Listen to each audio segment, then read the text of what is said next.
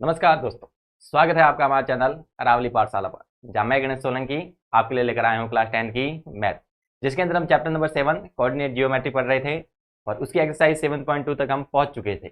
उसके लगभग अपने आधे सवाल कंप्लीट हो गए थे। आज की इस क्लास के अंदर हम उसके शेष सवाल करने वाले हैं और इस चैप्टर का समापन करने वाले हैं। ये सारे क्वेश्चन अपने बोर्ड एग्जाम में आने लायक हैं, तो आपको वीडियो का कोई भी पार्ट मिस नहीं करना है, क्लास के एंड तक इसके साथ में जुड़े रहना है। और अगर हमारे चैनल अरावली पाठशाला को अभी तक सब्सक्राइब नहीं किया है तो तुरंत उसको सब्सक्राइब कर देना है। वीडियो को अधिक से अधिक लाइक करना है, अधिक से अधिक शेयर करना है। तो चलो स्टार्ट करते हैं अपनी क्लास। आज अपने पास पहला सवाल है कि यदि बिंदु 1,2, 4,y, x,6 और 3,5 इसी क्रम में लेने पर एक समांतर चतुर्भुज के शीर्ष हो तो x और y के मान ज्ञात करने हैं। देखना, हमने जो एग्जाम्पल वाली क्लास ली थी जिसके अंदर हम 7.2 से रिलेटेड जो एग्जाम्पल किए थे उसके अंदर भी अपने समांतर चतुर्भुज वाला सवाल आया था और उसके अंदर हमने p की वैल्यू निकाली थी। तो वहां पर हमने कहा था कि समांतर चतुर्भुज के अगर शीर्ष हमें एक ही क्रम में दिए गए हैं तो वहां पर हम कहते हैं कि समांतर चतुर्भुज के जो विकर्ण हैं वो परस्पर समद्विभाजित होते हैं, यानी दोनों विकर्ण है वो एक ही पॉइंट पर मिलते हैं। यानी अगर एक विकर्ण का मध्य बिंदु निकाल रहे हैं तो वो मध्य बिंदु दूसरे विकर्ण का भी है, यानी दोनों विकर्णों का मध्य बिंदु समान होता है और उसी बिंदु से दोनों समद्विभाजित होते हैं। यानी अगर हम एक विकर्ण का मध्य बिंदु निकालते हैं, दूसरे विकर्ण का मध्य बिंदु निकालते हैं, तो दोनों से मान कैसा आना चाहिए? बराबर। तो हम दोनों विकर्णों का मध्य बिंदु निकाल सकते हैं और उनकी तुलना कर सकते हैं, एक्स की तुलना एक्स के साथ में, वाई की तुलना वाई के साथ में। तो उसके द्वारा हम वहां पर जो भी अपने पास राशि दी हुई नहीं है उसका मान ज्ञात कर सकते हैं, चाहे वो एक्स हो, वाई हो या पी हो, उसको हम आसानी से ज्ञात कर सकते हैं। देखना ये सवाल हम किस प्रकार से करेंगे।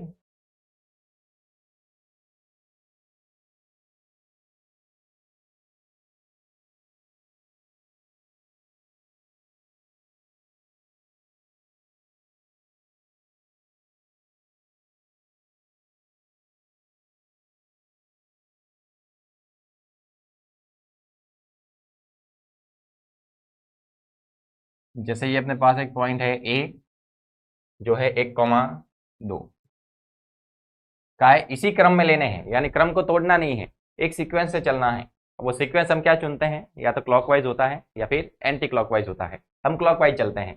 पहले ए वाला पॉइंट आ गया 1,2, फिर बी वाला पॉइंट आ गया 4,y, फिर अपने पास सी वाला पॉइंट आया है x,6 और फिर डी वाला पॉइंट 3,5। ये हमने चारों बिंदु है, जो चारों शीर्ष थे वो एक ही क्रम में लिए हैं। अब कहा है कि x और y की वैल्यू चाहिए हमें, ये y और ये x, इनके हमें मान चाहिए। अब इसके मान अगर हमें ज्ञात करना है तो हमें यहाँ पर प्रॉपर्टी पता होनी चाहिए समांतर चतुर्भुज की, इसके जो विकर्ण है वो परस्पर समद्विभाजित होते हैं। तो वो प्रॉपर्टी लिखनी है कि समांतर चतुर्भुज के जो विकर्ण है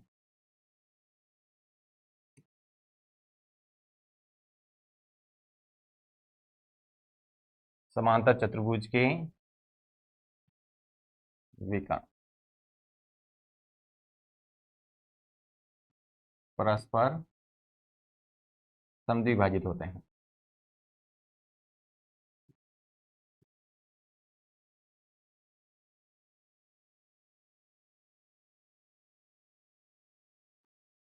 जो समांतर चतुर्भुज होता है उसके जो विकर्ण होते हैं वो परस्पर समद्विभाजित होते हैं। तो इसके अंदर हम विकर्ण खींचते हैं। एक तो विकर्ण हो जाएगा अपने पास ए सी और एक विकर्ण हो जाएगा अपने पास बी डी। एक विकर्ण अपने पास ए सी है, एक विकर्ण अपने पास बी डी है। अब ये दोनों है जिस पॉइंट पर भी मिलेंगे वहां से दोनों विकर्णों का समद्विभाजन हो जाएगा, यानी ये वाला पार्ट है वो इसके बराबर हो जाएगा और ये वाला पार्ट है वो इसके बराबर हो जाएगा। यानी कह सकते हैं कि ए सी का मिड पॉइंट आ रहा है यहाँ पर और साथ में बी डी का भी मिड पॉइंट आ रहा है, यानी दोनों का मध्य बिंदु क्या हो जाएगा? समान हो जाएगा। अगर यहाँ पर जैसे पॉइंट पी है तो हम कहेंगे कि ए सी तथा बी डी दोनों विकर्णों का मध्य बिंदु पी है। तो ए सी का मध्य बिंदु निकाल सकते हैं, बी डी का मध्य बिंदु निकाल सकते हैं, दोनों को आपस में क्या करना है? बराबर करना है। समांतर चतुर्भुज के विकर्ण है परस्पर समद्विभाजित होते हैं, अतः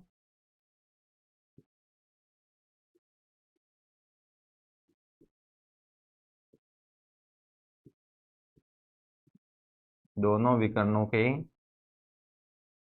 मध्य बिंदु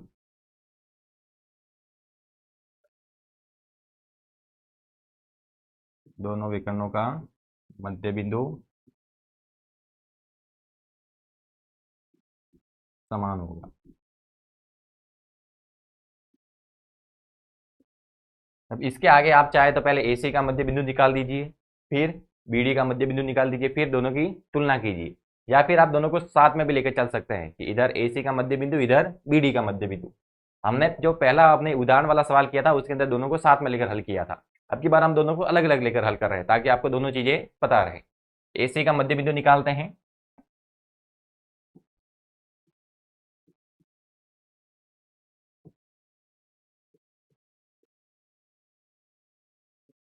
पहले किसका मध्य बिंदु निकालते हैं? AC का। इसके अंदर अपने पास x1 y1 क्या है? 1,2 और x,6। ये x1 y1, ये x2 y2। तो x बराबर हो जाएगा x1 प्लस x2 बटे में 2। तो x1 का मान अपने पास दिया हुआ है 1 प्लस x और बटे में आ जाएगा 2। x1 1 है, x2 x है, दोनों को ऐड कर दिया, 2 का आ गया भाग। वैसे ही में y की वैल्यू निकालनी है, y वाला कोऑर्डिनेट चाहिए, तो y1 प्लस y2 बटे में 2। y1 की वैल्यू है अपने पास 2, y2 की वैल्यू है 6 और बटे में आ जाएगा 2, यानी ये 6 और 2 8, 2 का भाग दिया तो 4। यानी AC का मध्य बिंदु आया अपने पास 1 प्लस x बटे 2 और 4। यानी यहाँ पर लिख सकते हैं AC का मध्य बिंदु वो हमें मिला है 1 प्लस x बाई 2 और 4। ये अपने पास AC का मध्य बिंदु है। वैसे ही हम BD का भी मध्य बिंदु निकाल सकते हैं। नेक्स्ट स्लाइड में करते हैं।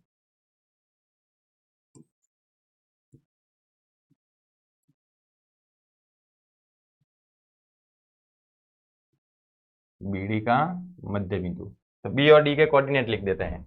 B का कोऑर्डिनेट है 4, y और D का कोऑर्डिनेट है 3, 5। 4, y 3, 5।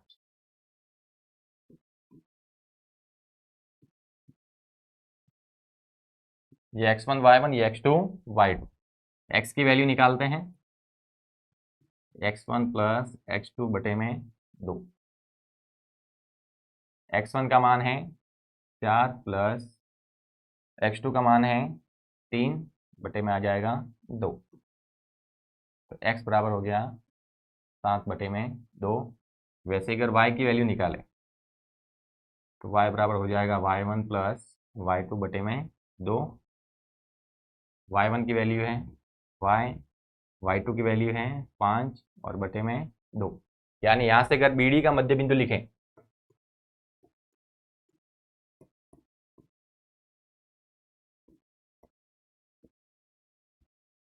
तो जो BD का मध्य बिंदु है वो अपने पास आया है 7 बटे 2 और y प्लस 5 बटे 2। AC का मध्य बिंदु निकाल चुके हैं हम और BD का मध्य बिंदु निकाल चुके हैं। और हमने कहा था कि दोनों के मध्य बिंदु है वो क्या होंगे? समान होंगे। दोनों विकर्णों का जो मध्य बिंदु है वो क्या होगा? समान। यानी AC और BD के मध्य बिंदु में बराबर करने हैं। यानी AC का मध्य बिंदु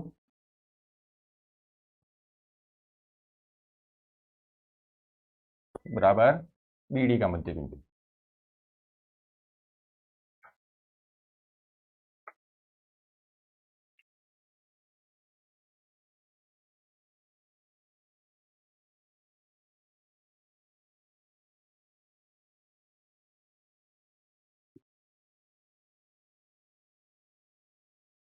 AC का मध्य बिंदु अपने पास क्या था? 1 प्लस x बटे 2, 4। 1 प्लस x बटे 2, 4। और जो BD का मध्य बिंदु है वो हमने निकाला है 7 बटे में 2, y प्लस 5 बटे में 2। तुलना करते हैं तो x वाला कोऑर्डिनेट है वो x के बराबर होगा, y वाला कोऑर्डिनेट है वो y के बराबर। यानी दोनों के विकर्ण बराबर हैं। तो यहाँ पर 4 है तो यहाँ पर भी 4 होना चाहिए था, और यहाँ पर 7 बटे 2 है तो यहाँ पर भी 7 बटे 2 होना चाहिए था। यानी दोनों की हम तुलना कर सकते हैं। ये जो 1 प्लस x बटे 2 है ये 7 बटे 2 के बराबर ही आएगा, 2 से 2 कट गया, एक प्लस का है इधर आएगा तो माइनस का, x बराबर हो जाएगा 7 माइनस 1, x की वैल्यू आ जाएगी 6। और वैसे ही अगर हम y वाले पार्ट की तुलना करें तो ये हो जाएगा 4 बराबर y प्लस 5/2, भेज सकते हैं उधर 2 को, 8 हो गया y प्लस 5, प्लस का 5 उधर जाएगा तो माइनस का हो जाएगा, तो 8 माइनस 5 बराबर y, यानी y की वैल्यू आ गई 3। हमें x और y के मान निकालने को कहे थे, तो x का मान आ गया अपने पास 6 और y का मान आ गया है 3। करना क्या है कि समांतर चतुर्भुज के शीर्ष थे तो उसके जो विकर्ण होते हैं वो परस्पर समद्विभाजित होते हैं, तो हमने दोनों विकर्णों का मध्य बिंदु निकाला और उनको क्या कर दिया, बराबर कर दिया। बराबर किया तो x वाला भाग है वो x वाले भाग के बराबर होगा, y वाला भाग है वो y वाले भाग के बराबर होगा। तो 1 प्लस एक्स बटे 2 की तुलना 7/2 के साथ, तो x की वैल्यू 6 आ गई, और y प्लस 5/2 की तुलना 4 के साथ, तो 4 दूनी 8 और माइनस 5 3 आ गया। x और y दोनों के मान हमें मिल गए। सिंपल सवाल है, एग्जाम में आ सकता है। अगला है अपने पास, बिंदु ए के निर्देशांक ज्ञात कीजिए जहां ए बी वृत्त का व्यास है। कि ए बी अपने पास एक वृत्त का व्यास है और उसके अंदर हमें ए के कोऑर्डिनेट चाहिए, जिसका केंद्र है 2, -3 तथा बी के निर्देशांक है 1, 4।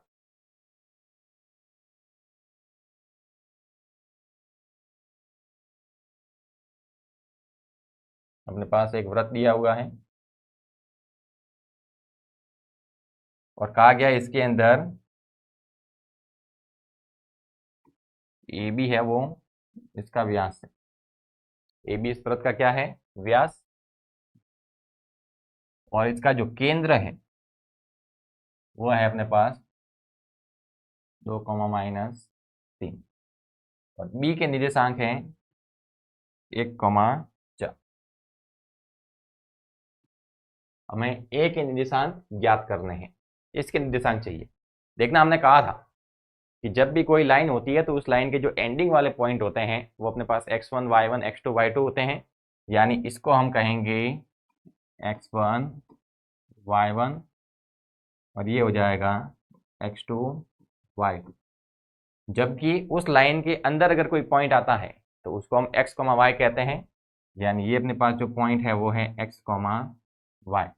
और हमें पता है कि जो केंद्र होता है वो व्यास का मध्य बिंदु होता है, यानी इन दोनों पॉइंट का जो मध्य बिंदु है वो x, y यानी 2, -3 है, यानी x1 y1 और 1, 4 इसका मध्य बिंदु है 2, -3। तो हमें मध्य बिंदु के द्वारा ही ए के कोऑर्डिनेट ज्ञात करने हैं। तो पहले लिखेंगे केंद्र व्यास का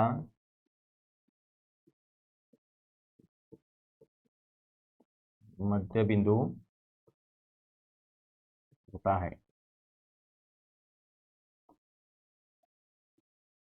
और माना ए के निर्देशांक, माना अपने पास जो ए वाला पॉइंट है उसके जो निर्देशांक हैं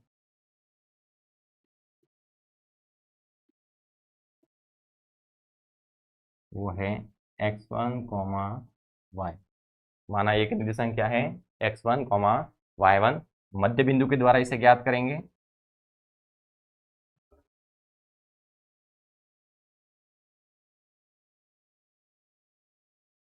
सारे मान दिए हुए हमें, x बराबर हम लिखते हैं x1 प्लस x2/2। x का मान कितना दिया हुआ है, 2 है। x1 का मान है अपने पास x1 ज्ञात करना है, x2 का मान है अपने पास 1 और बटे में 2। 2 भाग में उधर जाएगा तो गुणा में, तो 4 बराबर x1 प्लस 1, प्लस का मान उधर जाएगा तो माइनस का, x1 बराबर आ जाएगा 3। यानी ए के अंदर जो x वाला कोऑर्डिनेट है वो 3 आएगा, और y बराबर हम लिखते हैं y1 प्लस y2/2। y की वैल्यू दी हुई है, y की वैल्यू है अपने पास 4, y1 की वैल्यू है, माफ कीजिएगा,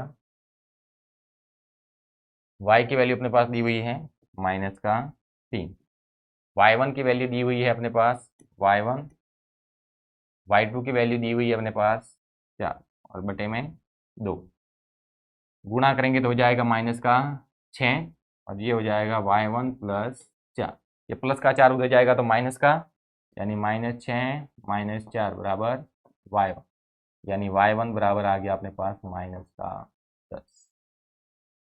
x1 की वैल्यू निकालने के लिए भी हमने मध्य बिंदु के लिए x कोऑर्डिनेट वाला फॉर्मूला यूज किया और y वाला कोऑर्डिनेट निकालने के लिए मध्य बिंदु के अंदर y कोऑर्डिनेट का फॉर्मूला यूज किया।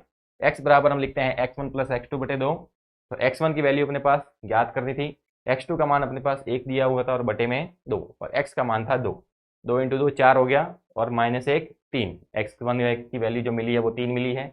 वैसे y बराबर y1 प्लस y2 बटे 2, y की वैल्यू अपने पास -3 थी, -3 लिखा, y1 की वैल्यू ज्ञात करनी है, y2 का मान 4 दिया हुआ है और बटे में 2, -3 2 का गुणा -6 और ये प्लस का 4 उधर गया तो माइनस का 4, यानी y1 बराबर कितना आ गया 10। x1 का मान भी मिल गया है, y1 का मान भी मिल गया है, यानी a के निर्देशांक 3,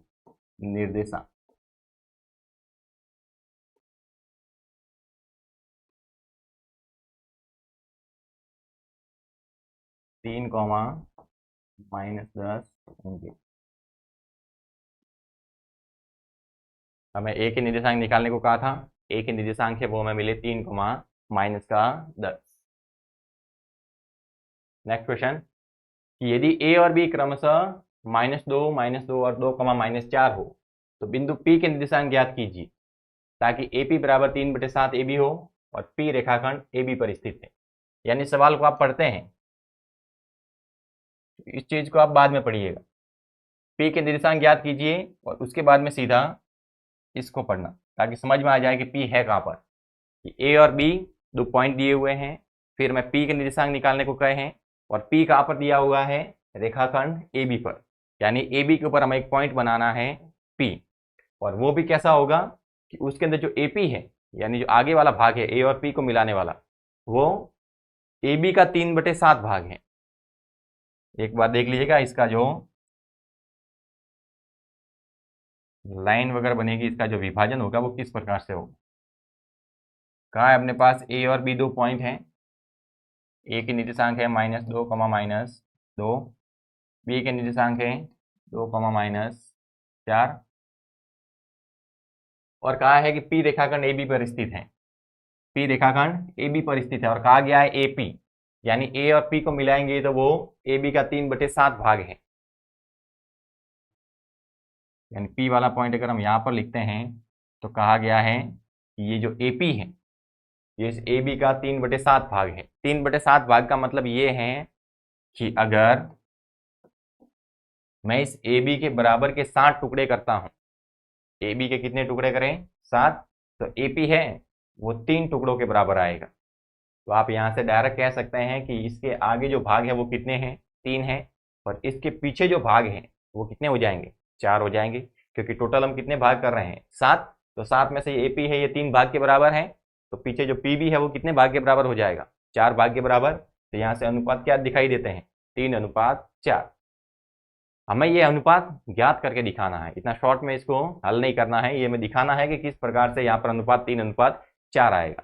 तो AP वाली भुजा में पता है, हमें PB वाली भुजा भी ज्ञात करनी पड़ेगी और फिर अगर हम दोनों को बटे में रखते हैं, दोनों का अनुपात ज्ञात करना है तो दोनों को बटे में रखना पड़ेगा और बटे में रखेंगे तो कट के जो वैल्यू लास्ट में मिलेगी वही अपने पास क्या बचेगा उसका अनुपात।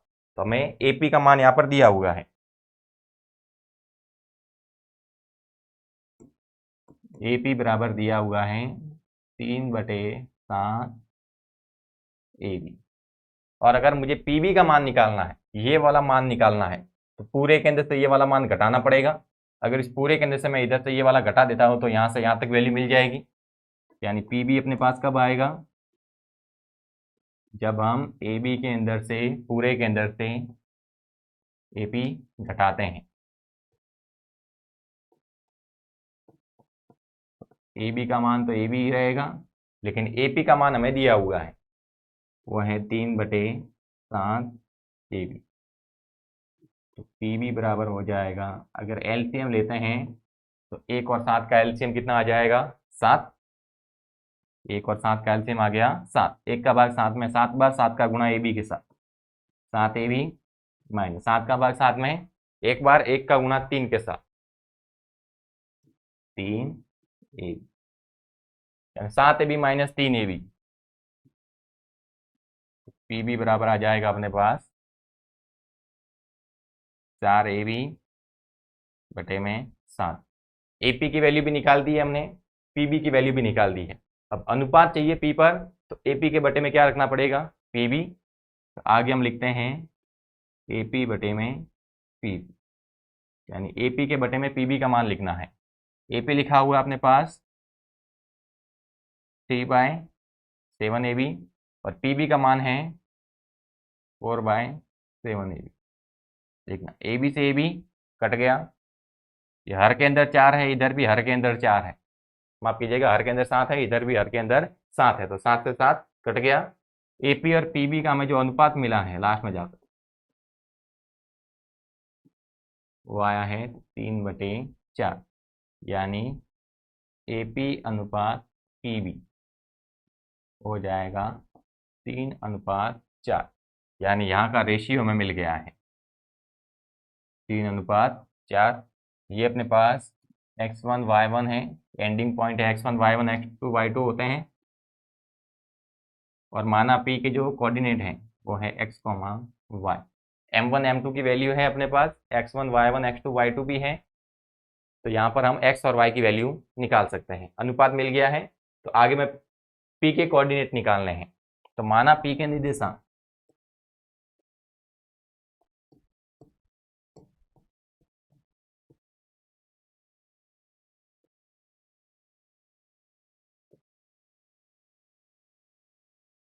माना P के निर्देशांक क्या है, x, y है।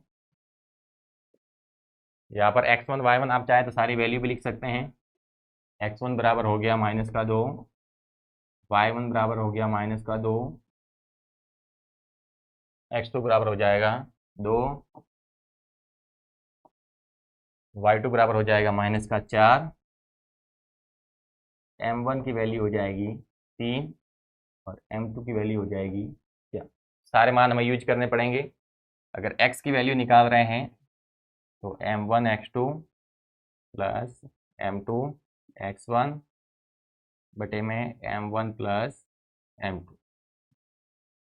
m1 की जगह आ जाएगा 3 गुणा में x2 की जगह आ जाएगा 2, m2 की जगह आ जाएगा 4 और x1 की जगह आ जाएगा -2 और बटे में m1 प्लस m2। ये हुआ 3 दूनी 6, 4 × -2 -8 बटे में 7, 6 - 8 -2 और बटे में हो जाएगा 7। वैसे ही अगर y की वैल्यू निकालनी है m1 y2 plus m2 y1 बटे में m1 प्लस m2। अगर आप इस सेक्शन फॉर्मूले को नहीं जानते हैं कि किस प्रकार से इसको लिखा जाता है, किस प्रकार से ये सेक्शन फॉर्मूला बनता है, तो उसके लिए आप इस वीडियो के डिस्क्रिप्शन के अंदर सेक्शन फॉर्मूले के लिंक दिया हुआ है, आप वहाँ पर जाकर ये देख सकते हैं कि किस प्रकार से सेक्शन फॉर्मूले को व्युत्पन्न किया जाता है और इस फॉर्मूले को हम अप्लाई कैसे करते हैं। m1 की जगह आ जाएगा 3, y2 की जगह आ जाएगा -4, m2 की जगह आ जाएगा 4, y1 की जगह आ जाएगा अपने पास -2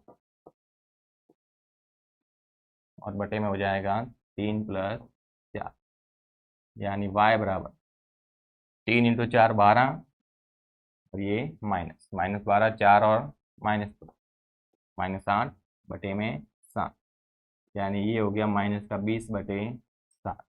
यानी x की वैल्यू है वो आई है अपने पास -2/7 और y की वैल्यू आई है वो -20/7। यानी यहाँ से जो बिंदु P है उसके निर्देशांक क्या हो जाएंगे,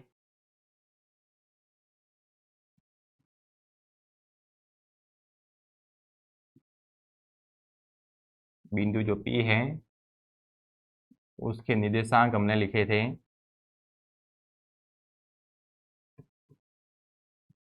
x, y। तो x की वैल्यू भी हम ज्ञात कर चुके हैं, y की वैल्यू भी ज्ञात कर चुके हैं। x की वैल्यू है -2/7 और y की वैल्यू है -20/7। ये होगा -2/7, ये हो जाएगा -20/7। ये हो गया अपने पास बिंदु P का निर्देशांक। नेक्स्ट क्वेश्चन इंपॉर्टेंट है अपने लिए, 3 नंबर के अंदर आ सकता है। काय बिंदुओं ए और बी को जोड़ने वाले रेखाखंड ए बी को 4 बराबर भागों में विभाजित करने वाले बिंदु के निर्देशांक ज्ञात कीजिए। यानी अपने पास एक रेखाखंड है ए बी और उसके 4 बराबर भाग करने हैं। अब 4 भाग करने तो उसको 3 जगह से काटना पड़ेगा। जितने भाग करने होते हैं उससे एक कम जगह से उसको काटना पड़ता है, क्योंकि जैसे ही काटते हैं तो उससे एक भाग एक्स्ट्रा बनता है। जैसे एक जगह से काटते हैं तो 2 भाग बन जाते हैं, 2 जगह से काटते हैं तो 3 भाग बनते हैं, 3 जगह से काटते हैं तो 4 भाग बनते हैं। वैसे 4 जगह से काटेंगे तो 5 भाग हो जाएंगे। अपने 4 भाग करना है तो उसको 3 जगह से काटना पड़ेगा। माना कि अपने पास जैसे रेखाखंड ए बी ऐसा ही है, ये ए है, ये अपने पास बी है। ए के कोऑर्डिनेट दिए हुए हैं -2,2, बी के कोऑर्डिनेट दिए हुए हैं 2,8। इसके 4 बराबर भाग करने हैं, यानी इसको 3 जगह से काटना पड़ेगा। एक जगह से तो ये काटा, एक जगह से ये काटा और एक जगह से ये काटा। माना यहाँ पर जो बिंदु है वो बिंदु है P, यहाँ पर Q और यहाँ पर R। यानी हमें P के कोऑर्डिनेट चाहिए, Q के कोऑर्डिनेट चाहिए, R के कोऑर्डिनेट चाहिए। यहाँ पर अगर हम अनुपात लिख लेते हैं, एक बार के लिए समझते हैं कि यहाँ पर Q और R नहीं है, Q और R नहीं है। यहाँ पर अगर अनुपात लिखते हैं तो केवल P के लिए अनुपात लिखने जाए तो P के आगे कितने भाग हैं, 1 हैं, और पीछे कितने भाग हैं, 1 2 3। तो P के लिए जो अनुपात हो जाएगा वो हो जाएगा 1:3। Q के लिए अगर लिखें तो Q के आगे 2 भाग है, Q के पीछे 2 भाग हैं, यानी ये हो जाएगा 2:2। और अगर R के लिए अनुपात लिखें तो R के आगे 3 भाग हैं, पीछे 1 भाग है, तो यहाँ से अनुपात हो जाएगा 3:1। अगर हम P वाला कोऑर्डिनेट निकालना चाहते हैं तो केवल P वाला अनुपात याद रखना है, Q और R को तो बिल्कुल भूल ही जाना है। तो ये x1 y1 x2 y2, ये m1 m2, x और y की वैल्यू आ जाएगी। जो x और y की वैल्यू होगी वो P का कोऑर्डिनेट होगा। फिर P का कोऑर्डिनेट आ गया तो P को भूल जाना है, R को भूल जाना है, केवल किसको याद रखना है, Q को। इसके लिए वापस x1 y1 x2 y2 तो सेम रहेंगे, लेकिन m1 m2 की बात चेंज हो जाएगा। m1 की वैल्यू भी 2, m2 की वैल्यू भी 2। उसके द्वारा x और y की वैल्यू आएगी तो वो Q के कोऑर्डिनेट होंगे। वैसे ही अगर हम P और Q को भूल जाते हैं बिल्कुल, केवल R का अनुपात लेते हैं 3:1, तो ये m1 ये m2, ये x1 x2 ये y1, ये x1 y1 ये x2 y2। ये मान सारे पुट करेंगे तो x और वैल्यू के अब की बार जो मान आएंगे वो अपने पास R के निर्देशांक कहलाएंगे। इस प्रकार आप अनुपात की सहायता से भी इसको हल कर सकते हैं। और अगर आप चाहते हैं कि आप इसे मध्य बिंदु से हल करें तो मध्य बिंदु से भी हल हो सकता है, क्योंकि 2:2 आ रहा है, यानी m1 और m2 आपस में बराबर है। जब m1 और m2 का मान आपस में बराबर होता है तो हम कहते हैं कि वहां से मध्य बिंदु निकलता है। यानी a और b का जो मध्य बिंदु होगा वो क्या होगा, q होगा। यानी x1 y1 x2 y2, इसकी सहायता से x और y की वैल्यू आ जाएगी। तो अपने पास सबसे पहले किसका निर्देशांक निकलेगा, q का। यहाँ पर हमें अनुपात की कोई जरूरत नहीं है, पहले q का निर्देशांक आ गया। फिर हमने कहा कि a और q का मध्य बिंदु क्या होगा, फिर p, क्योंकि ये क्या है, एक भाग इधर है एक भाग इधर है, तो a और q का मध्य बिंदु क्या आ जाएगा, p। तो ये x1 रहेगा, ये y1, ये q का जो निर्देशांक आएंगे वो हो जाएंगे x2 y2। तो उसकी सहायता से p के निर्देशांक निकाल सकते हैं। फिर वैसे ही हम कह सकते हैं कि q और b का मध्य बिंदु क्या है, r। q के निर्देशांक निकाल चुके हैं, b के पता है, तो x1 y1 x2 y2, इसकी सहायता से r के निर्देशांक निकाल सकते हैं। यानी आपको अनुपात की कहीं पर भी सहायता लेने की जरूरत नहीं पड़ती है। यानी सवाल को हल करने के 2 तरीके हैं, एक तो आप इसे मध्य बिंदु से हल कर सकते हैं और आप इसे अनुपात से भी हल कर सकते हैं। हम इसको पहले मध्य बिंदु से हल करते हैं। मध्य बिंदु में हम कहते हैं कि ए बी रेखाखंड का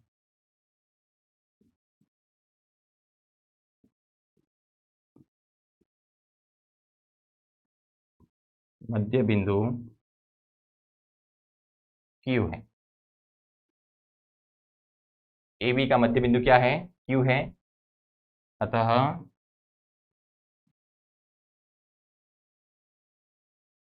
मध्य बिंदु द्वारा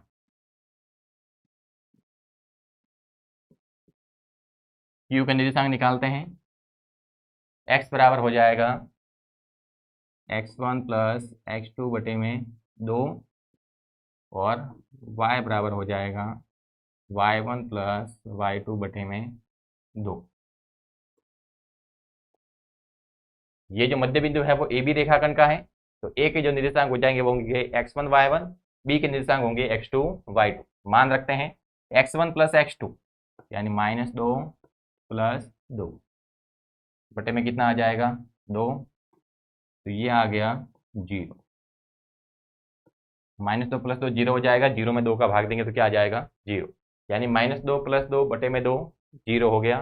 वैसे ही y के निर्देशांक निकालते हैं, y का निर्देशांक हो जाएगा अपने पास 2 प्लस 8 यानी y1 प्लस y2, 2 प्लस 8 बटे में 2, 2 प्लस 8 हो गया 10, 10 के अंदर 2 का भाग दिया तो 5, यानी q के निर्देशांक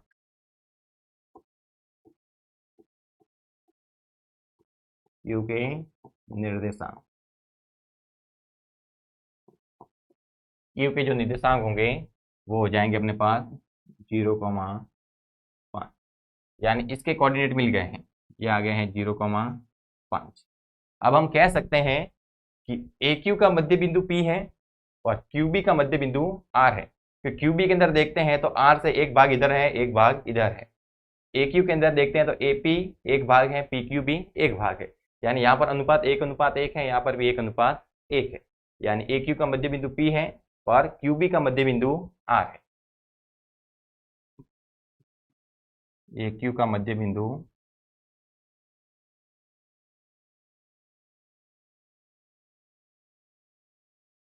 P है, अतः x बराबर x1 प्लस x2 बटे 2 और y बराबर y1 प्लस y2 बटे 2।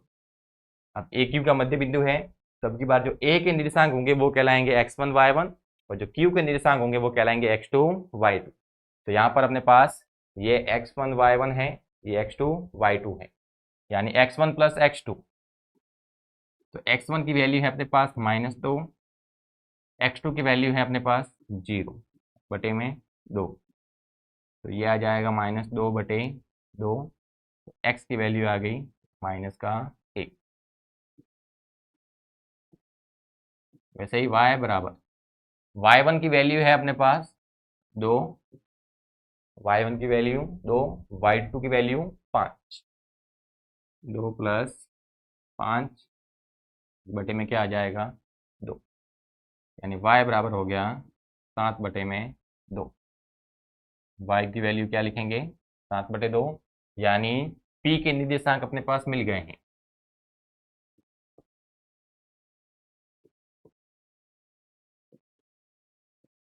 p के जो निर्देशांक हैं वो अपने पास आए हैं -1,7 बटे 2। वैसे ही हम r के निर्देशांक भी निकाल सकते हैं, क्योंकि r है वो QB का मध्य बिंदु है, तो लिखना है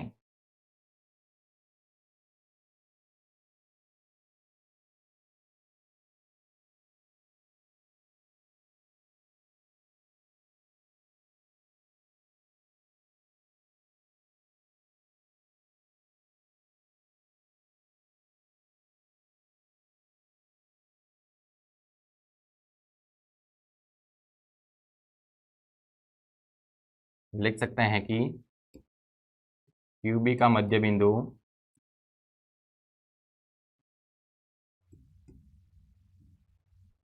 QB का मध्य बिंदु R है।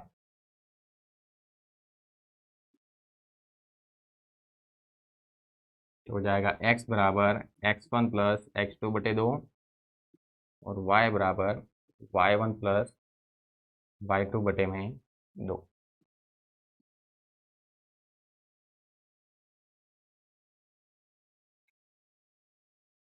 अब QB के अंदर ये x1 y1 है, ये x2 y2 है, क्योंकि पॉइंट अपने पास जो रेखा है वो QB है, तो आगे वाला स्टार्टिंग पॉइंट Q है, एंडिंग वाला पॉइंट है वो B है, तो ये x1 y1, ये x2 y2, तो ये हो जाएगा 0 प्लस 2 बटे में 2, तो ये आया 2 बटे में 2, तो x की वैल्यू आ गई अपने पास 1।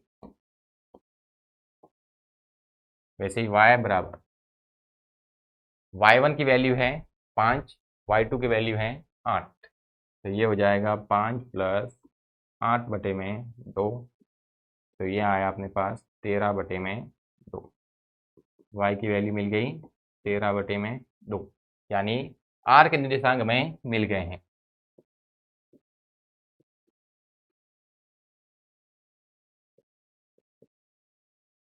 r के निर्देशांक मिले हमें 1,13/2। देखना, ये हमने मध्य बिंदु की सहायता ली है और इसके द्वारा इसके निर्देशांक निकाले हैं। आपको यहाँ पर विभाजन सूत्र का इस्तेमाल करना है, इन अनुपातों को काम में लेना है और इसकी सहायता से इसके निर्देशांक निकालने हैं। पी क्यू आर के निर्देशांक आपको विभाजन सूत्र की सहायता से निकालने हैं और कमेंट सेक्शन के अंदर बताना है कि आपने जो उत्तर निकाला है, जो अपने पास निर्देशांक निकले हैं पी क्यू आर आर के, क्या वो इन निर्देशांक के बराबर है या नहीं है। दोनों आपस में बराबर होने चाहिए, तो आपको ये चेक करके बताना है। अपने पास इस चैप्टर का लास्ट क्वेश्चन है, जिसके अंदर कहा गया है कि एक समचतुर्भुज का क्षेत्रफल ज्ञात कीजिए जिसके शीर्ष इसी क्रम में 3,0, 4,5, -1,4 और -2, -1 है। साथ में संकेत भी दिया हुआ है कि समचतुर्भुज का क्षेत्रफल निकालना है तो उसके लिए फॉर्मूला यूज करते हैं 1/2 इंटू उसके विकर्णों का गुणनफल, यानी विकर्णों का गुणा करना है और आगे हमें 1/2 का भी गुणा करना है। यानी ये हमें समचतुर्भुज का क्षेत्रफल निकालने के लिए फॉर्मूला दिया हुआ है। अब इस फॉर्मूले को आपको याद कर लेना है, क्योंकि एग्जाम के अंदर जरूरी नहीं कि आपको ये फॉर्मूला दिया हो, तो आपको डायरेक्ट सवाल भी पूछा जा सकता है। समचतुर्भुज का क्षेत्रफल निकालिए जिसके 4 शीर्ष है वो इसी क्रम में ये दिए गए हैं, तो आपको ये फॉर्मूला याद होना चाहिए। यहाँ पर तो आपको हेल्प दी गई है, लेकिन एग्जाम के अंदर हेल्प दी हुई हो ये जरूरी नहीं है। तो समचतुर्भुज का क्षेत्रफल क्या होता है, 1/2 इंटू उसके विकर्णों का गुणनफल। समचतुर्भुज बना देते हैं।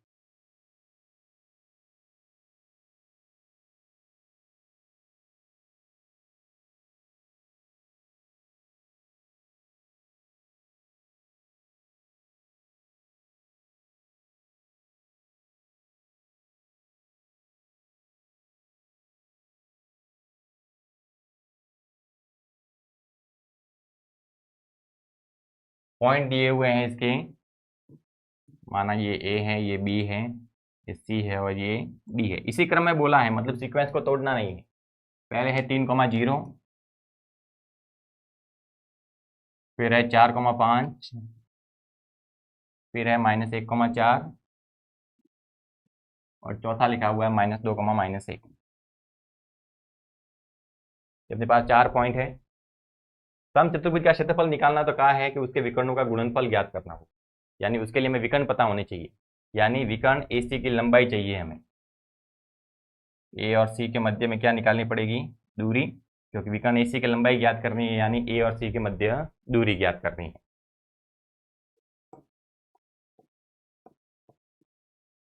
विकर्ण AC की लंबाई किसके बराबर हो जाएगी, विकर्ण AC की लंबाई कहें या ए व सी के मध्य दूरी कहें, क्योंकि यहाँ से ये वाला पॉइंट जितना दूर होगा उतनी इसकी लंबाई आ जाएगी। तो विकर्ण AC की लंबाई ज्ञात करें या फिर ए और सी के मध्य दूरी ज्ञात करें। विकर्ण AC की लंबाई ज्ञात कर रहे हैं, फॉर्मूला हो जाएगा x2 - x1 का whole square plus y2 - y1 का होल स्क्वायर। x2 की वैल्यू है अपने पास, AC को कहा है तो ये x1 y1 हो जाएगा, ये x2 y2 हो जाएगा। x2 की वैल्यू है अपने पास -1, माइनस का निशान, x1 की वैल्यू है 3, उसका स्क्वायर, y2 की वैल्यू है अपने पास 4, माइनस y1 की वैल्यू है 0।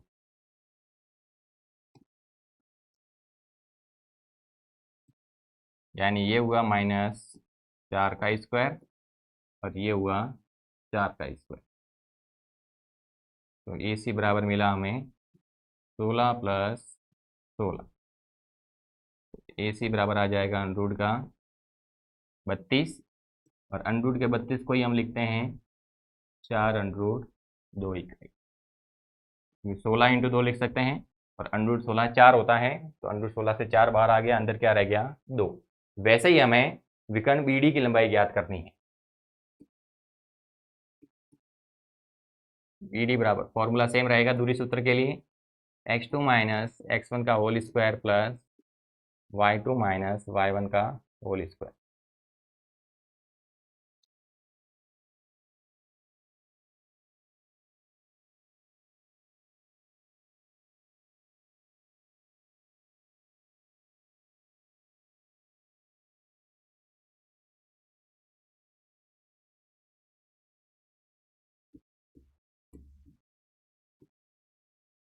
अब हम बी डी की बात कर रहे हैं, मतलब ये बी का जो निर्देशांक है वो जाएगा x1 y1, डी के निर्देशांक है वो जाएंगे x2 y2, क्योंकि हमने लिखा है बी डी, मतलब यहाँ पर स्टार्टिंग पॉइंट बी है, एंडिंग पॉइंट डी है। स्टार्टिंग पॉइंट होता है वो x1 y1 लिखते हैं नॉर्मली, और जो एंडिंग पॉइंट होता है उसको x2 y2।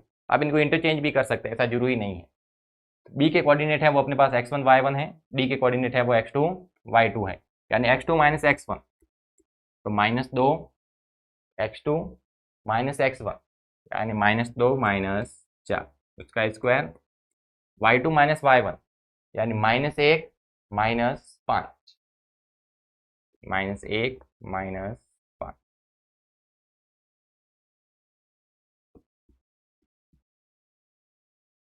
यानी ये आ गया -6 का होल स्क्वायर, ये भी आ गया -6 का होल स्क्वायर, ये आया 36 और ये भी आ गया 36। यानी इसको डायरेक्ट हम लिख सकते हैं 6√2, या अगर आप लिखना चाहते हैं तो इसको लिख सकते हैं √72, और √72 को हम लिखते हैं 36 गुणा 2, ये हो जाएगा 6 गुणा 2 इकाई। यानी दोनों विकर्णों की अपने पास लंबाई आ गई है। यहाँ पर आप लिख सकते हैं विकर्ण BD की लंबाई बराबर B व D के मध्य दूरी, यानी दो बिंदुओं के बीच में दूरी निकालोगे तो वो विकर्ण की लंबाई होगी। ए और सी के बीच में दूरी निकाली तो AC की लंबाई, बी और डी के मध्य दूरी निकाली तो BD की लंबाई। दोनों विकर्ण हमें मिल गए हैं। आगे फॉर्मूला का है कि समचतुर्भुज का क्षेत्रफल है, उसके लिए फॉर्मूला लिखते हैं 1/2 इंटू उसके विकर्णों का गुणनफल।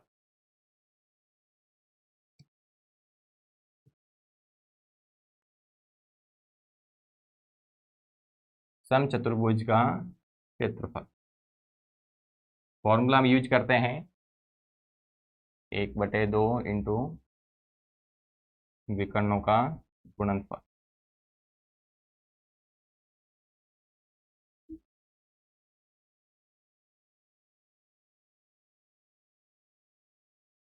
तो ये हो गया 1/2 गुणा विकर्ण, एक तो था AC और एक था BD, यानी AC और BD का गुणा करना है। AC की वैल्यू आई थी अपने पास 4√2 और BD की वैल्यू आई थी 6√2,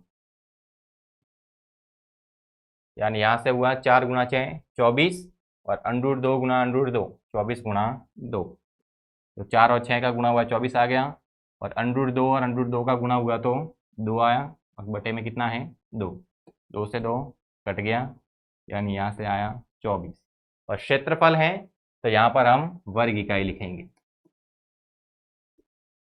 क्षेत्रफल है उसमें 2 घात आती है तो इकाई की घात 2, यानी उसको हम वर्ग इकाई भी कह सकते हैं। तो यहाँ से अपने पास ये 10वां सवाल कंप्लीट होता है।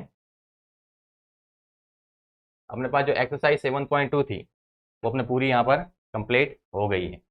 इसके साथ ही अपने जो चैप्टर 7 था कोऑर्डिनेट जियोमेट्री, उसका भी यहीं पर समापन हो जाता है। सारे सवाल सिंपल हैं, अगर आप एक बार उनकी अच्छे से प्रैक्टिस कर लेते हैं तो सारे सवाल आपके पास इजीली हो जाते हैं। बोर्ड एग्जाम के अंदर ये जो चैप्टर है वो अच्छे खासे नंबर का भी आता है, 7-8 नंबर का। यहाँ से टोटल जो प्रश्न पूछे जाते हैं वो 7-8 नंबर के होते हैं, आप आसानी से वो 7-8 नंबर हासिल कर सकते हैं।